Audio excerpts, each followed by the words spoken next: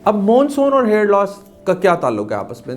इसमें होता ही है कि एक्चुअली मॉनसून में होती हैं एसिडिक रेन्स, और जब एसिडिक रेन्स अक्सर हम लोग नहाते हैं बहुत ज़्यादा, हमें बड़ा शौक होता है, वो मौसम भी वो उस वक्त टेम्परेचर ऐसा होता है कि हम बड़ा एंजॉय करते हैं उसको। तो वो जब एसिडिक रेन सर पे पड़ती है तो उससे काफ़ी हेयर फॉलिकल वीकनिंग होती है, और उसके बाद एक अजीबोगरीब सी डैंड्रफ बनना स्टार्ट हो जाती है जो कि सुपरफिशियल हेयर की स्किन को भी उतारती है, जिसकी वजह से फॉलिकुलर वीकनिंग हो जाती है, हेयर फॉलिकल्स वीक होना शुरू हो जाते हैं, और उससे भी एक टेम्परेरी हेयर लॉस हमें मौसूल होता है। लेकिन वो एक टेम्परेरी हेयर लॉस है, उसमें कोई घबराने की बात नहीं है।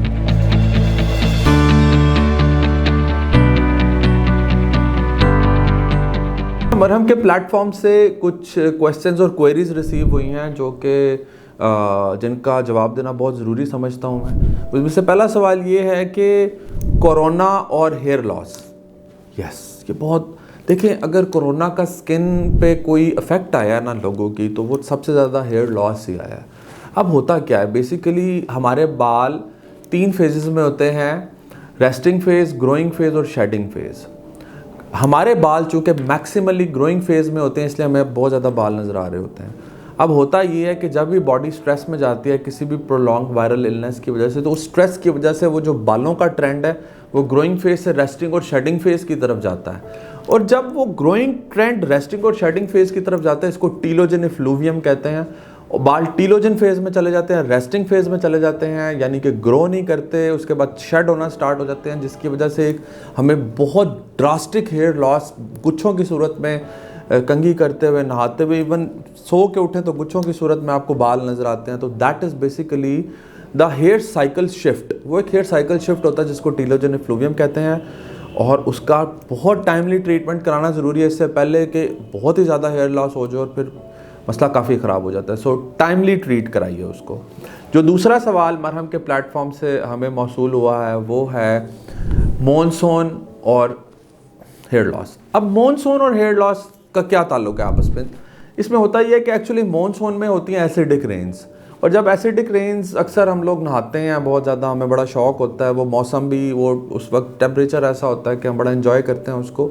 तो जब एसिडिक रेन सर पे पड़ती है तो उससे काफ़ी हेयर फॉलिकल वीकनिंग होती है, और उसके बाद एक अजीबोगरीब सी डैंड्रफ बनना स्टार्ट हो जाती है जो कि सुपरफिशियल हेयर की स्किन को भी उतारती है, जिसकी वजह से फॉलिकुलर वीकनिंग हो जाती है, हेयर फॉलिकल्स वीक होना शुरू हो जाते हैं, और उससे भी एक टेम्परेरी हेयर लॉस हमें मौसूल होता है। लेकिन वो एक टेम्परेरी हेयर लॉस है, उसमें कोई घबराने की बात नहीं है। जो तीसरा हमें क्वेश्चन रिसीव हुआ है वो प्रेगनेंसी या child birth. Basically child birth के बाद फीमेल्स में एक बड़ा एब्रप्ट हेयर लॉस देखा जाता है, इसको एड्रेस करना ज़रूरी है। असल में होता यह है कि जब प्रेगनेंसी होती है तो फीमेल्स में एक हार्मोन होता है, उसको ईस्ट्रोजन कहते हैं। ईस्ट्रोजन लेवल्स बहुत हाई होते हैं और बाल बड़े अच्छे हो रहे होते हैं, क्योंकि oestrogen is directly related to hair. जितना ईस्ट्रोजन लेवल अच्छा होता है उतना बाल अच्छा होता है।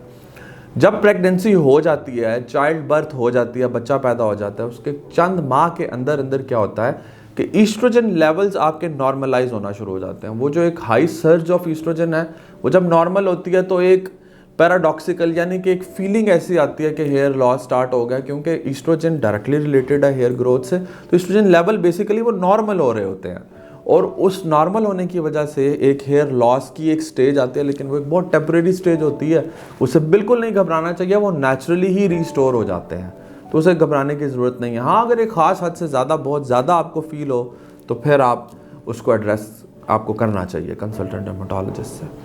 चौथी क्वेरी जो मौसूल हुआ वो PCOS रिलेटेड हेयर लॉस है। पॉलीसिस्टिक ओवेरियन डिजीज़ और हेयर लॉस का आपस में क्या, इनका आपस में बहुत डायरेक्ट रिलेशनशिप है।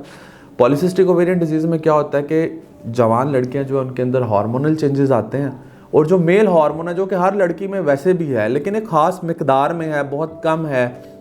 PCOS में क्या होता है कि वो जो मेल हार्मोन है वो बहुत ज़्यादा होना शुरू हो जाता है, हार्मोनल चेंजेस आते हैं। एक रीज़न ओबेसिटी बनती है, मोटापा बनता है, मोटापे में peripheral fat male hormone conversion कर रहा होता है।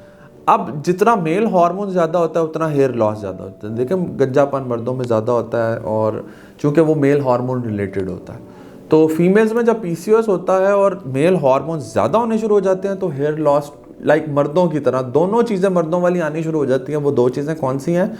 बहुत अब्रप्ट हेयर लॉस हो जाना और फेस पे दाढ़ी आ जाना। फेस पे दाढ़ीनुमा बाल लड़कियों के आने शुरू हो जाते हैं। तो ये दो ऐसी चेंजेस हैं, सर से बालों का गिरना शुरू हो जाना और फेस पे बाल आना शुरू हो जाना। इट्स अ स्ट्रॉन्ग साइन कि पॉलीसिस्टिक ओवेरियन डिजीज़ है और इसको तो बहुत टाइमली एड्रेस करना चाहिए। इट्स एन अलार्मिंग सिचुएशन क्योंकि आगे प्रेगनेंसी में प्रॉब्लमेटिक हो सकता है, तो इसका टाइमली ट्रीटमेंट बहुत ज़रूरी है। पांचवा जो क्वेश्चन रिसीव हुआ that is stress related hair loss. Yes, stress से बहुत हेयर लॉस होता है। स्ट्रेस तो वैसे ही हर बीमारी की जड़ है, लेकिन हेयर लॉस से स्ट्रेस का क्या ताल्लुक है?